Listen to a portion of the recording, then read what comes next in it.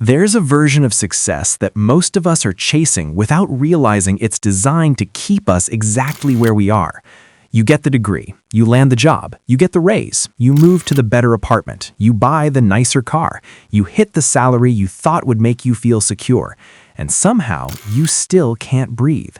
Not because you're failing, but because the system is built to expand around whatever you earn, like a balloon that inflates with your income but never actually pops. Let me show you how this works. Meet James. James is 32, lives in Austin, Texas. He's a software developer at a mid-sized company. 5 years ago, he was making $65,000 a year. He felt broke. Rent was tight. Savings were non-existent. He told himself, once I hit $90,000, I'll finally be comfortable. Fast forward to today, James now makes $98,000, and he still feels broke. Here's his actual financial picture. After federal taxes, state taxes, Social Security, Medicare, and his 401k contribution, his take-home is about $5,400 a month. He moved to a nicer apartment closer to downtown. Rent, $2,100. That's what you pay now for a decent one-bedroom in Austin. 5 years ago, he was paying $1,250 for something smaller and farther out. He upgraded his car 2 years ago when he got promoted. Monthly payment, $520. Insurance, $165. He has student loans, down to $18,000 now, but still paying $240 a month. Utilities, phone, internet, subscriptions, $280. Groceries and eating out, $650.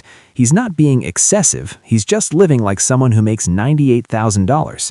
Gym membership, occasional travel, clothes, social life, random Amazon purchases, another $700. We're at $4,665. He's got about $700 left at the end of the month. When he made $65,000, he had about $600 left. He's earning 50% more than he did 5 years ago, but he's only marginally less stressed about money. This is the salary trap. The mechanism: lifestyle inflation. Here's what happened to James and what happens to most people. When he got his first big raise, from $65,000 to $78,000, it felt like freedom. Suddenly, he had an extra $700 a month after taxes, and for about 6 weeks, it was amazing. But then, the apartment lease came up for renewal. His landlord raised the rent by $150, and James thought, you know what, I can finally afford to live closer to work. I'll just move. New rent, $1,850. That's $600 more than his old place. Then his 2012 Honda started having issues. He could have fixed it for $1,400, but he was tired of driving an old car. He had the income now, so he bought a newer used car, $520 a month. A few months later, his friends started planning a trip to Europe. Old James would have said no, but new James makes almost $80,000. He can afford it. He put $2,800 on his credit card and told himself he'd pay it off in 3 months. He didn't. Then he got another raise, $78,000 to $90,000, then $90,000 to $98,000. Each time, the same thing happened. His lifestyle quietly expanded to match his income. Not in dramatic ways, not in stupid ways, just normal ways. The kind of thing everyone does when they start earning more. Better apartment, better car, better vacations, better dinners, better everything. And here's the trap. None of those decisions felt wrong. They felt like finally living the life he worked for. But financially, he's in almost the exact same position he was 5 years ago. The math, the real cost of expansion. Let's break down James actually gave up. When he went from $65,000 to $78,000, his take-home went up by about $700 a month. If he had kept his lifestyle exactly the same and invested that $700 every month at a conservative 7% return, he'd have about $60,000 saved by now. Instead, he increased his rent by $600, his car payment by $300, he had no car payment before, and his general spending by another $200. That's $1,100 in new monthly expenses, more than his entire raise. So he took on $400 a month in additional obligations beyond what the raise even gave him, and he felt fine about it because his salary was higher. The next raise, $90,000 to $98,000, added another $450 after taxes. He moved again, rent went to $2,100, that absorbed $250 of the raise. He started buying nicer groceries, going out more, upgrading his wardrobe, another $200 easy. The raises disappear before he even notices them.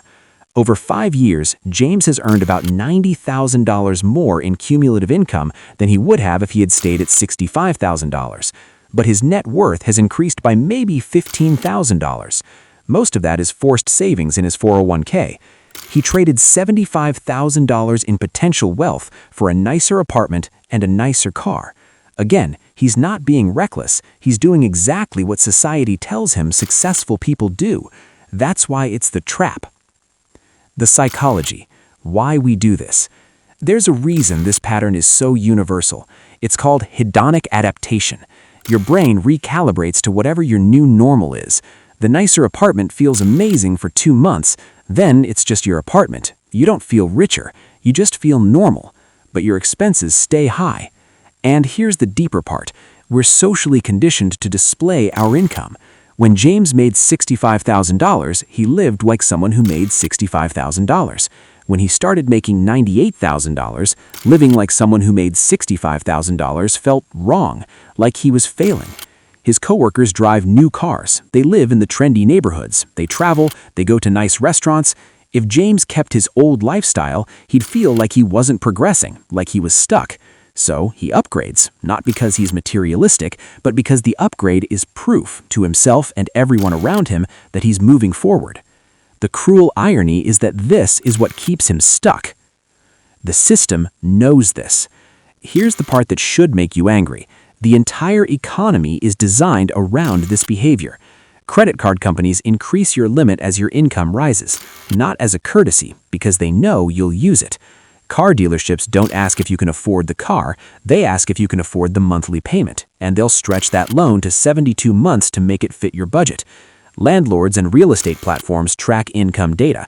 Rent prices rise in lockstep with median salaries in an area. You earn more, rent costs more. Even your social circle applies pressure. If you're making $100,000 and still driving a 10-year-old Civic, people ask what's wrong. They don't say, smart financial decision. They say, when are you getting a new car? The system needs you to spend your raise, because if you don't, the economy contracts. Consumer spending is 70% of the U.S. economy. You saving money is bad for GDP. So everything, advertising, social norms, financial products, even the layout of stores is engineered to convert your income into spending as efficiently as possible. And it works. The average American household making $100,000 saves about 3.5% of their income. That's $3,500 a year, about $290 a month. For context, the average American household making $50,000 also saves about 3.5%. Same savings rate, double the income. That's not a coincidence. That's the salary trap working exactly as designed. Let's project James's financial future if nothing changes. He'll probably get another raise in 2 years, maybe up to $115,000. He'll feel like he's finally made it, and he'll probably buy a condo, $450,000. Monthly mortgage, insurance, and HOA, $2,900. He'll trade his $2,100 rent for a $2,900 mortgage and tell himself he's building equity, which is true, but he's also locking himself into a higher fixed cost forever. His car will need to be replaced in 5 years, another $35,000 financed, another $600 a month. By the time James is 40, he'll be making $130,000 a year, and he'll still have about $800 a month left over after expenses. He will have traded his entire 30s for a nicer apartment, a nicer car, and a mortgage. His net worth, excluding home equity, will be maybe $80,000, most of it in his 401k. That's not financial freedom. That's a treadmill that got more expensive. The shift, what financially intelligent people do differently. Here's the uncomfortable truth. The people who actually build wealth off a salary don't earn dramatically more than James. They just don't expand their lifestyle when their income grows. Let me give you a different scenario. Meet Laura, same age as James, also a software developer, also in Austin, also making $98,000 now. 5 years ago, she made $65,000, just like James. But when she got her first raise to $78,000, she made one decision differently. She kept living like she made $65,000. Same apartment, same car, same spending habits. She took the entire $700 raise and automated it into a brokerage account every month without thinking about it. When she got the next raise, she did the same thing. By the time she hit $98,000, she was saving about $1,800 a month, nearly $22,000 a year. After 5 years, Laura has about $140,000 invested, not counting her 401k. She still lives in the same $1,250 apartment, still drives the same car, and here's the crazy part. She doesn't feel deprived because she never experienced the nicer apartment. Her brain never recalibrated. She just feels normal.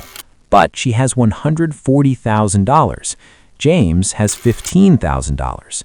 Same job, same income, different financial reality. Laura didn't use a complicated strategy. She didn't start a side hustle. She didn't invest in crypto or flip houses. She just refused to let her expenses grow with her income. Now, if you're watching from Europe, the numbers are different, but the trap is identical. In Amsterdam, you might be making 65,000 euros as a software developer. After taxes, you're taking home about 3,400 euros a month. Rent for a one-bedroom near the center, 1,800 euros. Car isn't necessary, but if you have one, add 350 euros for the payment and insurance. You get a raise to 80,000 euros. Take-home goes to 4,100 euros. That's 700 euros more. What do? You move to a nicer place, maybe 2,100 euros. Or you start traveling more, or you buy nicer things. The same trap, just in euros.